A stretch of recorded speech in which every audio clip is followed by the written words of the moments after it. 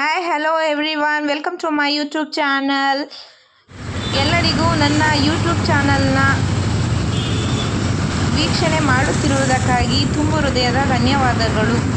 Thanks for watching.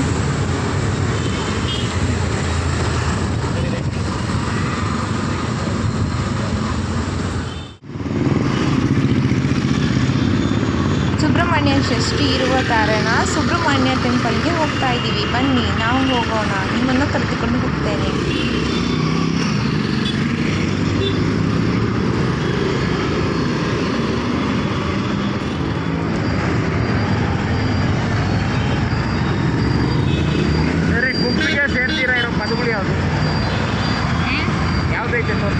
Actually ನಾವು ಬೆಳಗ್ಗೆನೇ ಹೋಗಬೇಕು ಅಂತ ಪ್ಲಾನ್ ಮಾಡಿದ್ವಿ, ಬಟ್ ಬೆಳಗ್ಗೆ ಹೋಗೋಕ್ಕಾಗಿಲ್ಲ ಅಂತ ನಾವು ಈವ್ನಿಂಗ್ ಹೋಗ್ತಾ ಇದ್ದೀವಿ. ಅದು ಗುಂಪಿಗೆ ತರದ ಪದ.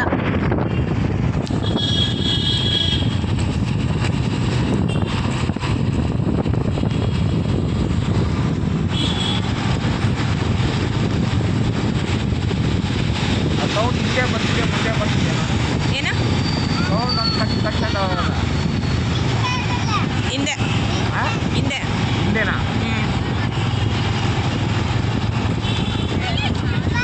ನೋಡಿ, ನಾವು ಈಗ ತಾನೇ ಬಂದು ತಲುಪೋದ್ವಿ ದೇವಸ್ಥಾನ. ಒಳಗಡೆ ಹೋಗೋಣ ಬನ್ನಿ.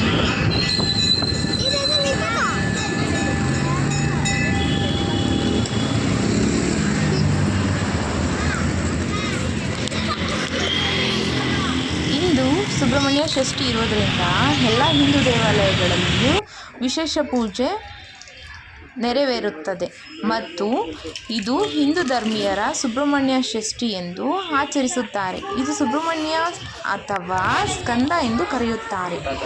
ಈ ದಿನದಂದು ಮುಂಜಾನೆ ಎದ್ದು ಪೂಜೆ ಮಾಡಿ ದೇವರಿಗೆ ಇಷ್ಟವಾದ ಹೂವು, ಹಣ್ಣು ಮತ್ತು ನೈವೇದ್ಯವನ್ನು ಸಮರ್ಪಣೆ ಮಾಡುತ್ತಾರೆ.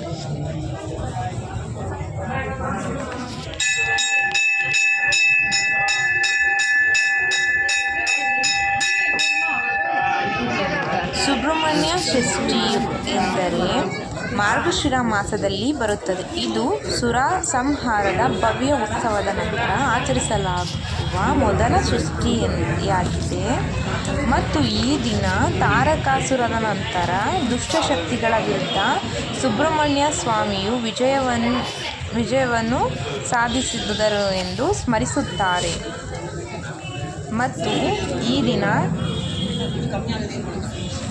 ಕೆಟ್ಟದರ ಮೇಲೆ ಒಳ್ಳೆಯವರ ಗೆಲುವು ಎಂದು ಸೂಚಿಸುತ್ತದೆ.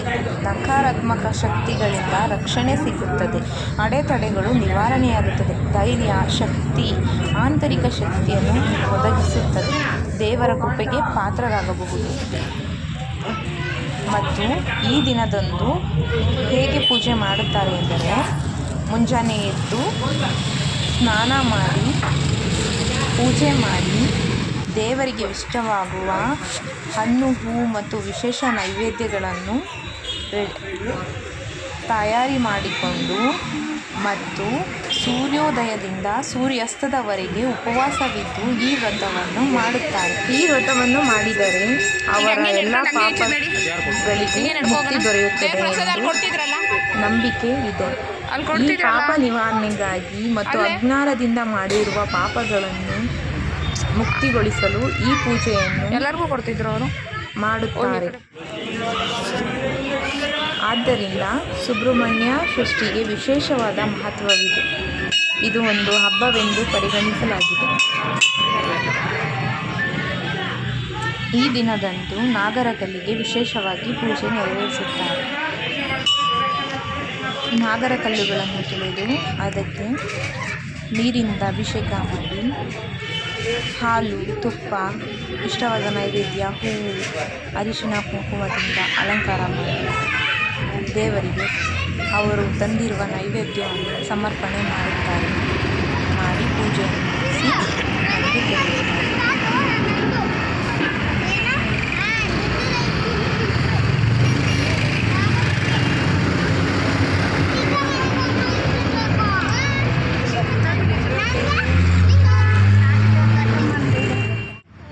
ಏನೇ ಹೇಳಿದ್ರು ದೇವಸ್ಥಾನಕ್ಕೆ ಹೋಗಿ ಹೊರಗಡೆ ಬರಬೇಕಾದ್ರೆ ಸತ್ಯವಾಗಲೂ ಮನಸ್ಸಲ್ಲಿ ಸ್ವಲ್ಪ ಸಮಾಧಾನ ನೆಮ್ಮದಿ ಅನ್ನೋದು ಸಿಗುತ್ತೆ.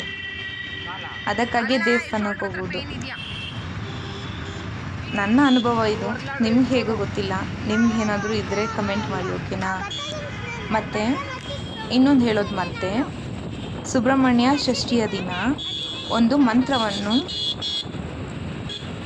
ಈ ದಿನದಂದು ಓಂ ಸರವಣ ಭವ, ಓಂ ಸರವಣ ಭವ, ಓಂ ಸರವಣ ಭವ ಎಂದು ಮಂತ್ರವನ್ನು ಜಪಿಸುತ್ತಾರೆ.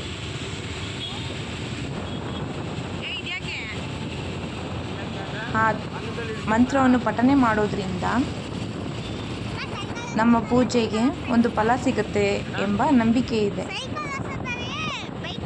Thank you. Thanks for watching. ಧನ್ಯವಾದ.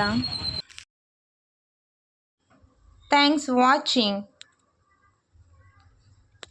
Like, share, subscribe.